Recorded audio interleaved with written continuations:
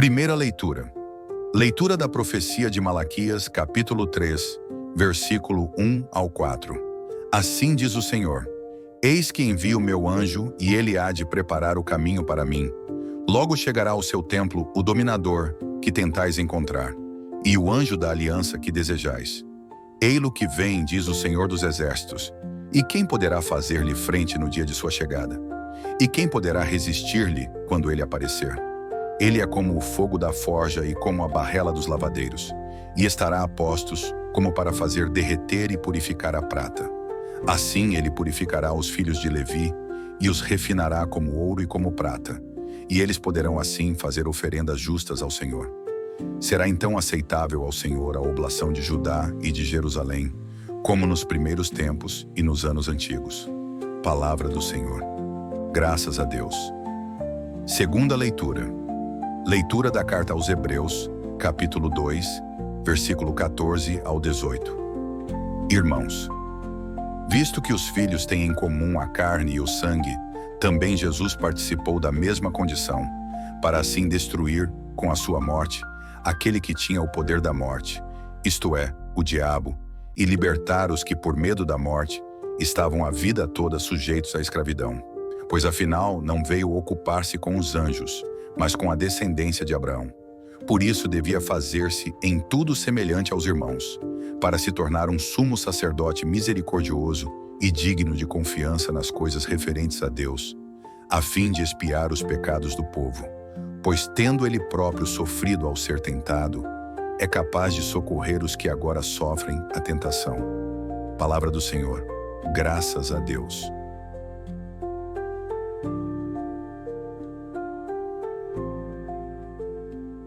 Primeira leitura.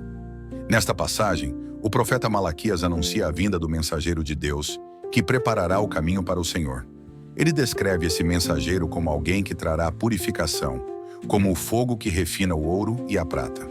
Essa profecia aponta para João Batista, que preparou o povo para a chegada de Jesus, e também para o próprio Cristo, que veio para purificar os corações e conduzir-nos à verdadeira justiça. Mensagem principal. Deus nos chama à purificação espiritual. Assim como o ouro e a prata precisam ser refinados, também precisamos deixar que o Senhor transforme nossos corações para que possamos oferecer a Ele uma vida reta e justa. Segunda leitura. A carta aos Hebreus nos lembra que Jesus assumiu nossa condição humana, tornando-se semelhante a nós em tudo, menos no pecado. Ele experimentou o sofrimento e a tentação para nos libertar do medo da morte e da escravidão do pecado.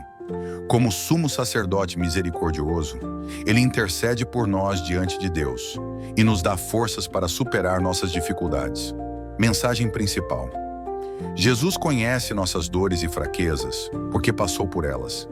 Ele é nosso intercessor fiel e está sempre pronto para nos socorrer nos momentos de tentação e sofrimento. Evangelho de Lucas, capítulo 2, versículo 20 e 2 ao 40. Aleluia, aleluia, aleluia. Sois a luz que brilhará para os gentios e para a glória de Israel, o vosso povo. Proclamação do Evangelho de Jesus Cristo, mais segundo Lucas. Glória a vós, Senhor.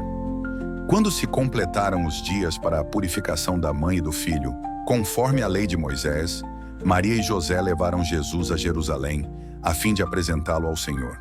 Conforme está escrito na lei do Senhor, todo primogênito do sexo masculino deve ser consagrado ao Senhor.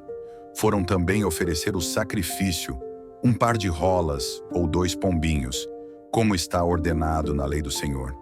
Em Jerusalém havia um homem chamado Simeão, o qual era justo e piedoso, e esperava a consolação do povo de Israel. O Espírito Santo estava com ele, e lhe havia anunciado que não morreria antes de ver o Messias que vem do Senhor. Movido pelo Espírito, Simeão veio ao templo. Quando os pais trouxeram o menino Jesus para cumprir o que a lei ordenava, Simeão tomou o menino nos braços e bendisse a Deus. Agora, Senhor, conforme a tua promessa, podes deixar teu servo partir em paz, porque meus olhos viram a tua salvação, que preparaste diante de todos os povos, luz para iluminar as nações e glória do teu povo Israel. O pai e a mãe de Jesus estavam admirados com o que diziam a respeito dele. Simeão os abençoou e disse a Maria, a mãe de Jesus: Este menino vai ser causa tanto de queda como de reerguimento para muitos em Israel.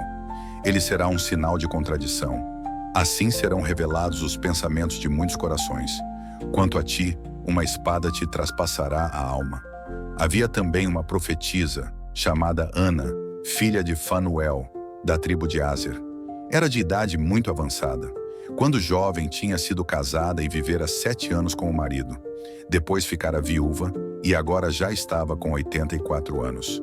Não saía do templo, dia e noite, servindo a Deus com jejuns e oracões. Ana chegou nesse momento e pôs-se a louvar a Deus e a falar do menino a todos os que esperavam a libertacal de Jerusalém. Depois de cumprirem tudo conforme a lei do Senhor, voltaram a Galiléia, para Nazaré, sua cidade. O menino crescia e tornava-se forte, cheio de sabedoria, e a graça de Deus estava com ele.